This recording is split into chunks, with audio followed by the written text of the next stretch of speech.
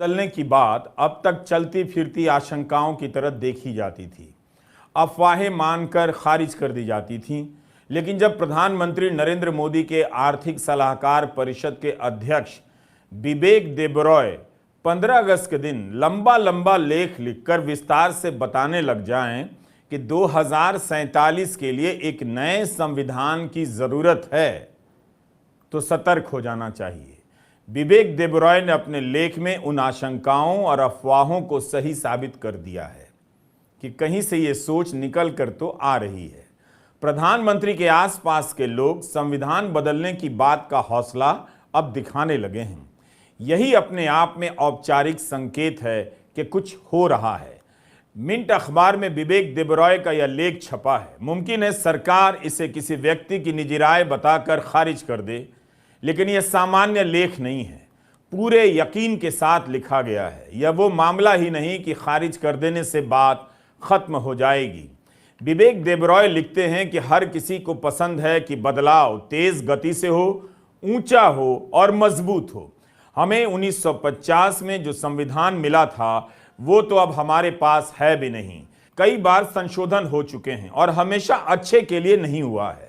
1973 में supreme court ने कहा था कि बेसिक ढांचा नहीं बदला जा सकता। ये इन्हें ठीक नहीं लग रहा है। राज्यसभा में पूर्व चीफ जस्टिस रंजन गोगोई का इस संदर्भ में बयान याद कीजिए। तब लगा कि उनका बयान है, मगर ये तो कहीं और से आता नजर आ रहा है।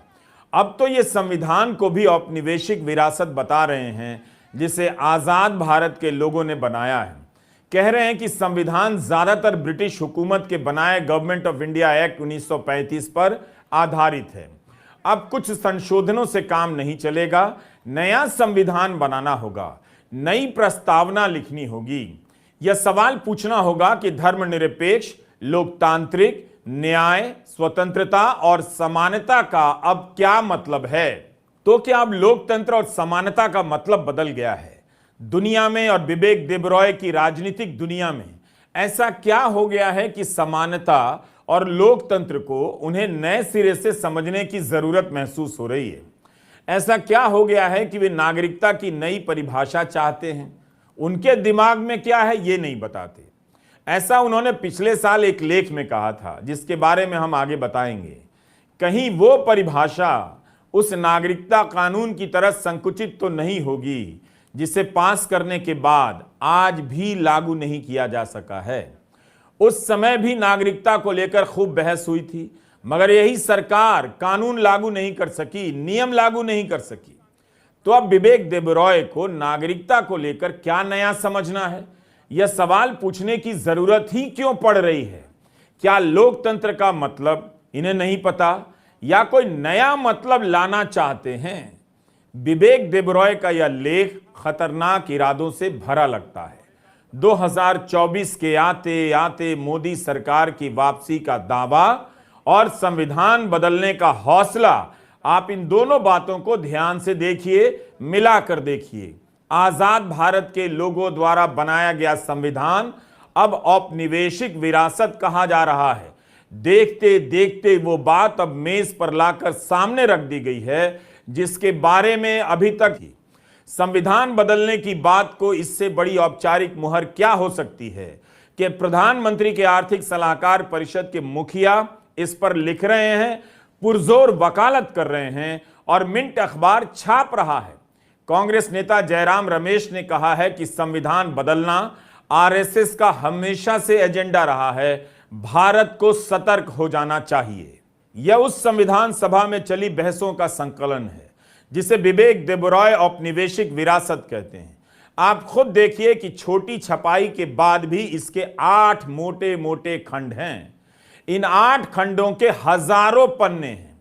संविधान सभा का गठन या उसके भीतर की बहस छिप छिपाकर नहीं की गई थी। 9 दिसंबर 1946 से लेकर 24 जनवरी 1950 तक हुई। राजेंद्र प्रसाद संविधान सभा के अध्यक्ष थे और doctor BR Ambedkar drafting committee के अध्यक्ष। इसके अन्य अध्यक्षों में Nehru, Patel, Alladi Krishnaswami Ayyar, B Pattabhi Sitaramayya, KM Munshi, GV Mavalankar, JB Kripalani, HC Mukherjee, Gopinath Bardoloi और AV ठक्कर शामिल थे। Doctor BR Ambedkar drafting committee के चेयरमैन थे। इन खंडों में हजारों पन्ने हैं और उन पन्नों पर एक एक शब्द है जो तब भी और अब भी जनता के लिए उपलब्ध है। इसके बनाने की पारदर्शिता बेजोड़ है। संविधान के पहले मसौदे को छापकर आम जन के बीच पहुंचाया गया ताकि इस पर लोगों की प्रतिक्रिया, सुझाव और आलोचना समिति तक पहुंच सके। इस पर मिलने वाले सुझावों को लेकर 4 बार बैठकें हुई और मसौदे में बदलाव कर फिर से छापा गया। 2 साल 11 महीने और 17 दिन की बहस के बाद भारत की संविधान सभा ने संविधान तैयार किया। इसके 11 सत्र हुए जो कुल 165 दिन बैठे। 300 से अधिक सदस्य इसमें शामिल थे। 17 समितियां बनाई गईं जिन्होंने अलग अलग मुद्दों पर काम किया। बहस चली तो 7,635 संशोधनों के प्रस्ताव रखे गए। 2,473 संशोधन स्वीकार किए गए। इस तरह से भारत का यह महान संविधान पास हुआ। इतने लोकतांत्रिक तरीके से एक एक बात पर विचार विमर्श के बाद संविधान बनाया गया। और अब नरेंद्र मोदी के आर्थिक सलाहकार परिषद के चेयरमैन को यह समझना है कि लोकतंत्र, समानता, नागरिकता का मतलब क्या है और यह संविधान औपनिवेशिक विरासत नजर आ रहा है। जनाब ये समझा रहे हैं कि 105 संशोधन हो जाने से संविधान मूल रूप में नहीं रहा। क्या वे मानते हैं कि भारत की जनता ने अब हमेशा हमेशा के लिए सोचना समझना बंद कर दिया है? बहुत सारे टेररिस्टों ने इंटरोगेशन में बताया कि आप हालात खराब करिए और बहुत जल्दी पाकिस्तान की फौज पीछे आने वाली है आपकी मदद के लिए। आप यह भी देखिए कि संसद की नई इमारत का उद्घाटन हो रहा था तो पुरानी इमारत को गुलामी का प्रतीक कहा जाने लगा। विपक्ष ने अपने गठबंधन का नाम इंडिया रख लिया तो इंडिया को गुलामी का प्रतीक बताने लग गए। भारतीय दंड संहिता बदलने के समय गुलामी का प्रतीक कहा जा रहा है और अब संविधान को ही कहा जा रहा है कि यह गुलामी की विरासत है। जिस संविधान का एक एक पन्ना, एक एक शब्द आजादी का प्रतीक है, उसे यह गुलामी की विरासत बता रहे हैं। आजादी का इतिहास बदलने की बात करते करते आजादी से जुड़ी हर चीज पर किस तरह से हमला हो रहा है आप देखिए। कोशिशें लगती हैं कि आप आजादी को गुलामी कहने लग जाएं और ये जो कहना चाहते हैं उसे आजादी मान लें और संविधान बदल दें। वकील गौतम भाटिया की एक किताब आई है अनसील्ड कवर्स, हार्पर कॉलिंस से छपी है हाल ही में। पिछले 10 साल के दौरान अदालत के फैसलों का विश्लेषण किया है देखने के लिए कि कितना कुछ बचा है, कितना कुछ मिट चुका है। उनकी राय विवेक देबरॉय के लेख पर। विवेक देबरॉय जी ने कहा है कि संविधान को, एक नए संविधान को लिखना ज़रूरी है क्योंकि हमारा संविधान जो है वो एक कॉलोनियल लेगेसी है। तो इस विषय में ये बात जानना ज़रूरी है कि संविधान के कुछ भाग ऐसे हैं जैसे कि मौलिक अधिकार, फेडरलिज्म, जो ना केवल कॉलोनियल लेगेसी नहीं है बल्कि ब्रिटिश सरकार के खिलाफ जो आज़ादी की लड़ाई थी उसके महत्वपूर्ण भाग हैं। और पिछले 10 साल में संविधान के जो ये भाग हैं उन्हें मिटाया जा रहा है। जैसे UAPA में लोगों को बेल नहीं मिलती, वो कई साल जेल में रहते हैं ट्रायल के बगैर। तो ये इस मामले पे बात करना ज़रूरी है। और ये बात भी है कि संविधान के जो भाग हैं जो हैं कॉलोनियल लेगेसी, जैसे कि डिटेंशन, गवर्नर का रूल, इन भागों को काफ़ी और मजबूत बनाया जा रहा है। तो ये बात जानना फिर जरूरी है। संविधान बदलने की पुरजोर वकालत प्रधानमंत्री के करीबी व्यक्ति ने की है। क्या प्रधानमंत्री इस व्यक्ति को बर्खास्त करेंगे? उनकी व्यवस्था का एक आदमी अखबार में लिख रहा है कि 2047 के लिए नया संविधान चाहिए। वो भी 15 अगस्त के दिन छप रहा है कि संविधान बदलने का वक्त आ गया है। भारतीय जनता पार्टी लगातार देश के संविधान को, देश के सबसे सेक्रेड डॉक्यूमेंट को पर प्रहार करती है, उसको कमजोर करने की अनवरत कोशिश करती रहती है। मोदी सरकार भी यही काम करती है और इसीलिए इंस्टीट्यूशन, संस्थाओं को कमजोर किया जा रहा है क्योंकि इन्हीं के बूते पर तो संविधान जीवित रखा जाता है। लेकिन 77वें स्वाधीनता दिवस पर सरकार के जो आसपास के करीबी लोग हैं वो अब पूरे खुले तौर पर यह कह रहे हैं कि संविधान को बदलने का वक्त आ गया है। आखिर वो ऐसा क्यों कह रहे हैं और इसके पीछे कौन सी सोच है, ये बात करना जरूरी है। ये संविधान क्या है? ये संविधान हमारे फाउंडिंग फादर्स ने भारत की नींव रखने के लिए बनाया था और इसी संविधान में हमारी विविधताएं, चाहे वो धर्म हो, चाहे वो जाति हो, चाहे वो भाषा हो, वेशभूषा हो, हर तरह की चीजें, उसको संजोने का काम करता है ये संविधान। ये संविधान ही है जो हिंदुस्तान के सबसे गरीब और सबसे अमीर आदमी को एक वोट देता है। ये संविधान ही है जो कानून के सामने सबको एक लाइन में खड़ा करता है। कोई फर्क नहीं पड़ता आप किस धर्म से हो, किस जाति से हो, किस संप्रदाय से हो, कितने अमीर हो, कितने गरीब हो, शिक्षित हो या अशिक्षित हो, कोई फर्क नहीं पड़ता है। तो संविधान इक्वालिटी की बात करता है। यह संविधान है जो हमें स्वतंत्रता देता है, विचारों की, अभिव्यक्ति की, हर तरह की स्वतंत्रता, स्वतंत्रता जीने की, जो लिबर्टी की बात आती है। यह संविधान है जिसने इस देश को एक तार में पिरोकर रखा हुआ है। अलग अलग भाषा बोलने वाला यह देश, अलग अलग खान पान वाला यह देश, अलग अलग मान्यताओं वाला यह देश एकजुट है तो संविधान की वजह से है। आखिर क्या जरूरत पड़ गई भारतीय जनता पार्टी के लोगों को यह कहने की कि संविधान बदल देना चाहिए? जिस संविधान की शपथ लेकर नरेंद्र मोदी प्रधानमंत्री बने, जिसके अंतर्गत लोकतांत्रिक प्रणाली के चलते उनकी सरकार चल रही है, आज उस संविधान को बदलने की कौन सी जरूरत आन पड़ी है? वो जरूरत इसलिए आन पड़ी है क्योंकि आप इस देश को एक रंग में रंग देना चाहते हैं। आप बहुरंगी इस देश को, आप विविधताओं से भरे इस देश को एक रंग, एक विचार, एक भाषा, एक भूषा, एक तरह की मानसिकता थोप देना चाहते हैं। लेकिन यह देश है, यह जीती जागती संस्कृति है और यह ऐसा करने से बदलेगी नहीं।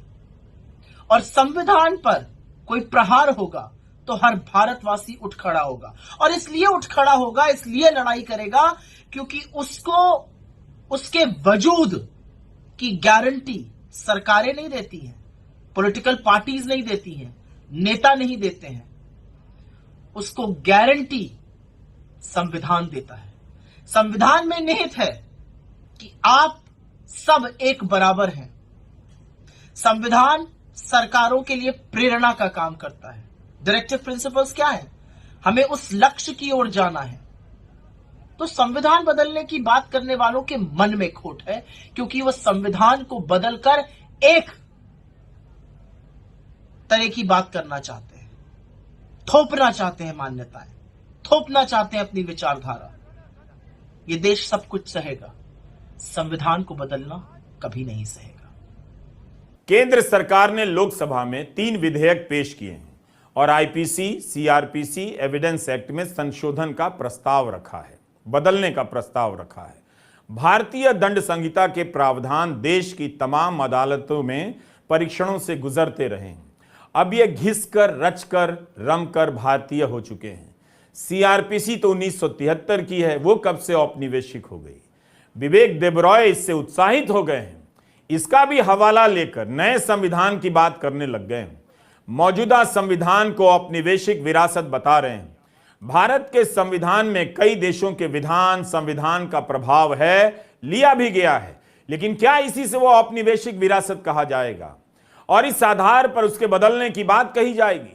संविधान में संशोधन उसे समय के अनुकूल बनाने के लिए किए जाते हैं, किए जाते रहेंगे, मगर विवेक देबरॉय के अनुसार इतने संशोधन हो गए हैं कि अब इसे बदलने का ही वक्त आ गया है। इरादा क्या है? क्या वही इरादा है जो कपिल सिब्बल इन संशोधनों के पीछे देख रहे थे और पूछ रहे थे? कि जो ये बात करते हैं ना कि हम कॉलोनियल माइंडसेट, कॉलोनियल ईरा जो कानून है उनको खत्म करना चाहते हैं, तो मेरा मानना ये है, जब मैं आपको ये बातें बताऊंगा, कि इनकी सोच ये है कि कानून द्वारा इस देश में डिक्टेटरशिप लाई जाए, ऐसे कानून बनाए जाएं जिसमें जज के खिलाफ भी कार्रवाई हो सकती है, किसी अधिकारी के खिलाफ भी कार्रवाई हो सकती है,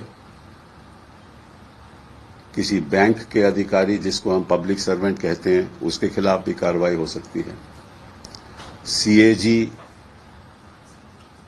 और कोई भी अधिकारी जो सरकार में काम करता है उसके खिलाफ भी कार्रवाई हो सकती है।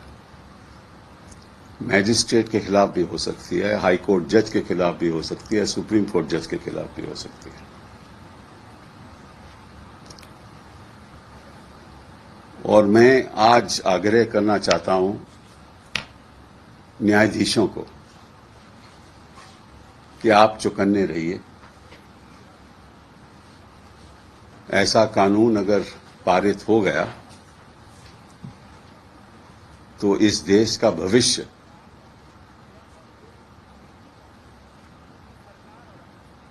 खतरे में हो जाएगा।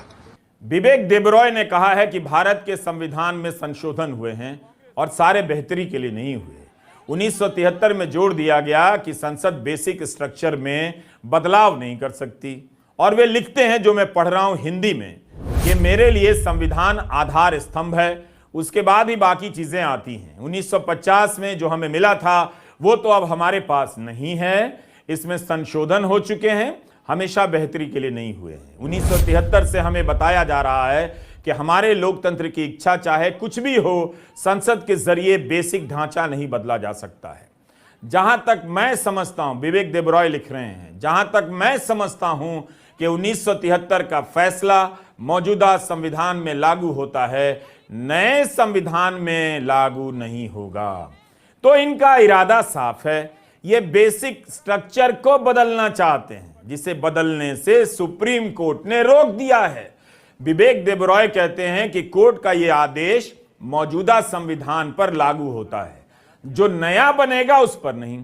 तभी मैंने कहा कि यह अनायास लेख नहीं है, ऐसा नहीं कि किसी और ने चाहा और लिख दिया, काफी सोच समझकर लिखा गया है। इस लेख में विवेक देबरॉय आंकड़ा देते हैं कि कई देशों के संविधान की औसत उम्र 17 साल है और ये 2023 आ गया है। 1950 के बाद 73 साल हो गए हैं भारत के संविधान को। प्रधानमंत्री के आर्थिक सलाहकार परिषद के अध्यक्ष भारत के इस संविधान को लेकर कितने बेसब्र और बेचैन हैं, संविधान बदलना चाहते हैं, कह रहे हैं कि 1935 के गवर्नमेंट ऑफ इंडिया एक्ट पर आधारित है और यह औपनिवेशिक विरासत है। विवेक देबरॉय ने जब बेसिक स्ट्रक्चर बदलने के लिए नए संविधान की बात कही, तब आपका ध्यान कहां जाना चाहिए था? यह सवाल मैं आपसे कर रहा हूं और जवाब खुद भी दे रहा हूं। 8 अगस्त को राज्यसभा में पूर्व चीफ जस्टिस रंजन गोगोई ने कहा कि संविधान के बेसिक ढांचे को लेकर बहस हो सकती है, विवाद हो सकता है। 16 मार्च 2020 को राज्यसभा में ये सांसद के रूप में मनोनीत हुए। उसके बाद से 3.5 साल के बाद यह इनका पहला भाषण था और पहले ही भाषण में रंजन गोगोई बेसिक स्ट्रक्चर की बात उठा देते हैं कि इसकी बहस अभी खत्म नहीं हुई है, बता देते हैं, जबकि कोर्ट ने कहा है कि संसद बेसिक स्ट्रक्चर नहीं बदल सकती है। यही नहीं, खुद चीफ जस्टिस के पद पर रहते हुए कई फैसलों में रंजन गोगोई 1973 के फैसले को सही मानकर उल्लेख कर चुके हैं कि संसद संविधान के बेसिक स्ट्रक्चर को नहीं बदल सकती है। अब यही बात एक हफ्ते के भीतर विवेक देबरॉय कह रहे हैं, तो यह संयोग नहीं हो सकता। रंजन गोगोई को कहे 1 हफ्ता भी नहीं हुआ कि अब विवेक देबरॉय ने लेख लिख दिया। कितना सब कुछ जुड़ा जुड़ा सा है। यह सब अनायास या रैंडम नहीं है, बल्कि मैं यही कह रहा हूं कि यह सोच भीतर भीतर पकने के बाद अब लिखित रूप में बाहर आने लगी है। ये सारे विचार हवा से नहीं आए हैं। यह दिवंगत अरुण जेटली का ब्लॉग पोस्ट है, 18 अक्टूबर 2015 का लेख। उस समय सुप्रीम कोर्ट ने नेशनल जुडिशियल अपॉइंटमेंट कमीशन को रद्द कर दिया था, यह कहते हुए कि यह बेसिक स्ट्रक्चर के विरुद्ध है। तब जेटली लिखते हैं कि लोकतंत्र में जो चुने नहीं गए हैं उनकी तानाशाही नहीं चलेगी। यह सुप्रीम कोर्ट के फैसले के बाद उन्होंने कहा है कि लोकतंत्र में जो चुने नहीं गए हैं उनकी तानाशाही नहीं चलेगी। आपने देखा कि 2015 से यह विचार किस तरह से चला आ रहा है। लोकतंत्र में निर्वाचन, चुनाव बहुत महत्वपूर्ण है, पवित्र है, मगर वही हर बात में सर्वोपरि नहीं है। यह बात हमारे संविधान निर्माता जानते थे, तभी अलग अलग संस्थाओं और उनकी जवाबदेही की कल्पना कर रहे थे। हर बात में बहुमत की बात करने वाले वही लोग होते हैं जो किसी सवाल का जवाब नहीं देना चाहते, अपने मन के फैसले को जनता का फैसला बताकर जनता पर ही थोप देना चाहते हैं। पिछले साल संविधान दिवस के मौके पर प्रधानमंत्री नरेंद्र मोदी ने कहा था, और ये उनके ही शब्द हैं, कि हमारे संविधान के प्रियम्बल की शुरुआत में जो वी द पीपल लिखा है, यह सिर्फ 3 शब्द नहीं है। वी द पीपल एक आह्वान है, एक प्रतिज्ञा है, एक विश्वास है। संविधान में लिखी यह भावना उस भारत की मूल भावना है जो दुनिया में लोकतंत्र की जननी रहा है, मदर ऑफ डेमोक्रेसी रहा है। 10 महीने बाद विवेक देबरॉय लिखते हैं कि वी द पीपल के लिए पूरा केस बनता है, माहौल बन गया है कि नया संविधान अंगीकार किया जाए, स्वीकार किया जाए। क्या चीजें बहुत तेजी से बदल रही हैं या नए नए थीम लॉन्च किए जा रहे हैं ताकि आप फिर से इस तरह की व्यापक बहसों में उलझा दिए जाएं। इस तरह की थीम लॉन्च की जाती रही है पिछले 10 साल में ताकि बहुत सारी थ्योरी मैदान में लॉन्च हो और आप इसी में व्यस्त रहें। इससे फायदा यह होता है कि आपकी जो समस्या है, आपके जो सवाल हैं, उन्हें राजनीतिक चर्चाओं में जगह नहीं मिल पाती है। आपके सवालों पर चर्चा नहीं करेंगे, बल्कि आप चर्चा करें, इसलिए नए नए सवालों की सप्लाई कर दी जाती है। विवेक देबरॉय ने इसी तरह का एक लेख 11 जून 2022 को लिखा जो न्यू इंडियन एक्सप्रेस में छपा। इस लेख में जनाब सुझाव दे रहे हैं कि राज्यों का फिर से पुनर्गठन होना चाहिए। उनके इस लेख को फिर से पढ़िए। इसमें वे सवाल उठाते हैं कि राज्यसभा की अब जरूरत ही क्या है। आगे बढ़ने से पहले एक पुरानी खबर फिर से दिखा देता हूं। हड्डियों को सिहरने की जरूरत नहीं पड़ेगी, आपका समय बचा देता हूं। 2015 में दिवंगत अरुण जेटली ने कहा था कि क्या राज्यसभा जो निर्वाचित नहीं होती है, जिसके सदस्य चुने नहीं जाते हैं जनता के द्वारा सीधे, लोकसभा पर सवाल कर सकती है। तब जेटली वित्त मंत्री थे और राज्यसभा में सत्ता पक्ष के नेता। मगर यहां तो विवेक देबरॉय सीधा सवाल कर रहे हैं कि क्या राज्यसभा की जरूरत है। न्यू इंडियन एक्सप्रेस में विवेक देबरॉय के लेख का जो टाइटल है, उस पर शायद हर किसी का ध्यान नहीं जाता। वृंदा का चला गया। टाइटल है अनरेवलिंग द बेसिक गॉडियन नॉट। अब इसकी एक कहानी है। आप चाहें तो उस कहानी से इस टाइटल के भेद खोल सकते हैं। कहानी यह है कि 330 बीसी के आसपास सिकंदर अपनी सेना के साथ आज के तुर्की के एक शहर में पहुंचता है। वहां एक पुरानी गाड़ी का योक एक बहुत उलझी हुई गांठ से बंधा हुआ था। योक का मतलब हमारे गांव में पालो कहते हैं। अलग अलग भाषाओं में इसे अलग अलग तरीके से बोला जाता है। तो मान्यता थी कि जो कोई भी एंटी मुस्लिम डिबेट में आपको उलझाकर गॉडियन नॉट की कहानी संकेतों में बताई जा रही है ताकि आपको पता ही ना चले कि तलवार के एक झटके से कितना कुछ काट कर अलग कर दिया जाने वाला है। विवेक देबरॉय का लेख बताता है कि इस 15 अगस्त को जो उन्होंने लिखा है उस पर वे लंबे समय से सोच रहे हैं, जबकि ये उनका विषय नहीं है, ये उनका अधिकार क्षेत्र नहीं है। उनका काम है आपकी आर्थिक बेरोजगारी, कम कमाई, आर्थिक चुनौतियों और संभावनाओं के बारे में प्रधानमंत्री को राय देना। जून 2022 में उनका जो लेख है उसके एक हिस्से में वे कहते हैं कि क्या हमें नागरिकता की नई परिभाषा की जरूरत नहीं है। तो इन्हें नागरिकता की नई परिभाषा की जरूरत क्यों पड़ रही है? कितनी मजबूती से ये बातें आज के भारत में कही जा रही हैं। कोई हफ्ता नहीं गुजरता है जब किसी सड़क या लाइब्रेरी या किसी इमारत का नाम नहीं बदला जाता है। बताया जाता है कि आपको गुलामी की मानसिकता से आजादी दिलाई जा रही है। लगता है कि सड़कों के नाम बदलने वाले अब संविधान बदलने पर आ गए हैं। नमस्कार, मैं रवीश कुमार।